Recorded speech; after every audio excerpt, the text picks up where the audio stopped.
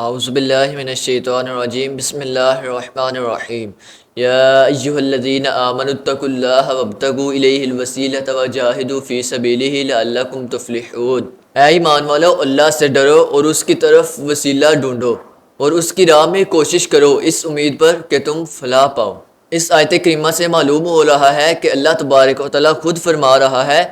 کہ میری طرف کوئی وسیلہ ڈھونڈو۔ اس سے کوئی بھی کسی چیز کا بھی وسیلہ ثابت ہوتا ہے کہ کوئی بھی چیز کا کسی چیز کا جیسے بھی وسیلہ دیں یہ جائز ہے، لیکن آپ کو بتاتا ہوں کہ نام پاک نام محمد مصطفیٰ صلی اللہ تعالیٰ علیہ وسلم کا وسیلہ کہ یہ وہ وسیلہ ہے، یہ وہ نام ہے کہ جس کے ساتھ مصیبتیں ٹل جاتی ہے، مشکلات حل ہو جاتی ہیں، تکالیف دور ہو جاتی ہیں، لوگوں کے دل روشن ہو جاتے ہیں، لوگوں کو کامیابیاں ملتی ہیں۔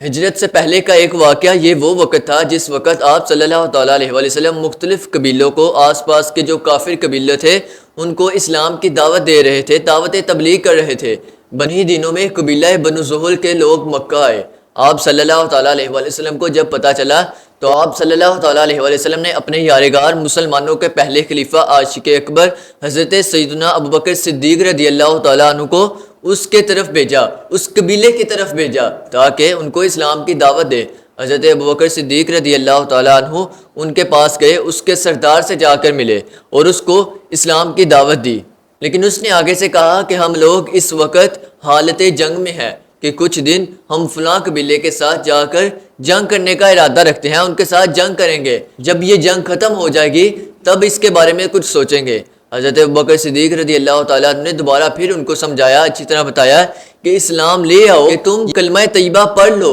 کہ اس کے ساتھ تمہیں کامیابی ملے گی، تمہارے جتنے مقاصد ہوں گے ان میں تم کامیاب ہو جاؤ گے۔ یہی وہ دین ہے کہ جو تمہارے لیے سب سے بہتر ہے، دنیا آخرت میں تمہارے لیے بہتر ہوگا۔ لیکن اس نے پھر وہی کہا کہ جب ہم جنگ سے واپس آئیں گے تو اس کے بارے میں سنجیدگی کے ساتھ بیٹھ کر کچھ غور و فکر کریں گے، تب ہم آپ کو بتائیں گے۔ حضرت ابوبکر صدیق اپنے رستے واپس آ گئے اور وہ اپنے رستے چلے گئے، جنگ کی طرف چلے گئے۔ آخرکار وہ دن آ گیا کہ جس دن ان کی یعنی بنو زحل جو قبیلہ تھا ان کی دوسرے قبیلے کے ساتھ جنگ ہونی تھی، وہ دن بھی آ گیا۔ اب جنگ شروع ہونے سے پہلے وہ بنو زحل کا جو سردار تھا اس نے اپنے سب ساتھیوں کو، اہل قبیلے کو جمع کیا۔ اس نے اپنے اہل قبیلے والے لوگوں سے پوچھا کہ وہ ابوبکر کہ جو ہمارے پاس اسلام کی دعوت لے کر آئے تھے، جن ہستی کا ہمیں بتا رہے تھے کہ ان کا کلمہ پڑھ لو، اس کا نام کیا ہے؟ کہ جس ہستی کے بارے میں اس نے بتایا اس شخص کا نام مبارک کیا ہے؟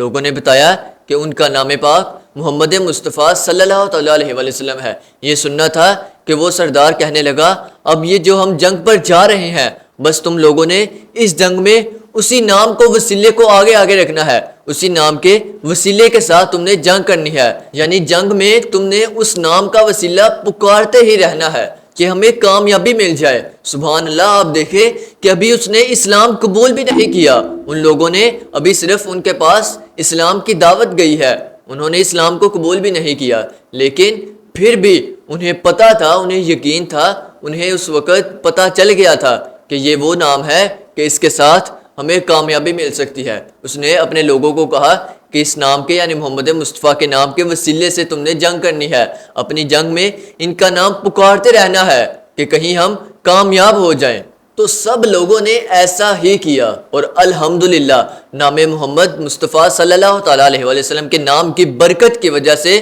انہیں فتح بھی نصیب ہوئی۔ جب پیارے آقا صلی اللہ تعالیٰ علیہ وسلم کو یہ پتہ چلا تو آپ صلی اللہ تعالیٰ علیہ وسلم نے فرمایا کہ انہیں میرے نام کی وجہ سے، محمد مصطفیٰ صلی اللہ تعالیٰ علیہ وسلم نام پاک کی وجہ سے، انہیں اس برکت کی وجہ سے انہیں جنگ میں فتح نصیب ہوئی، اسی وجہ سے وہ کامیاب بھی ہو گئے۔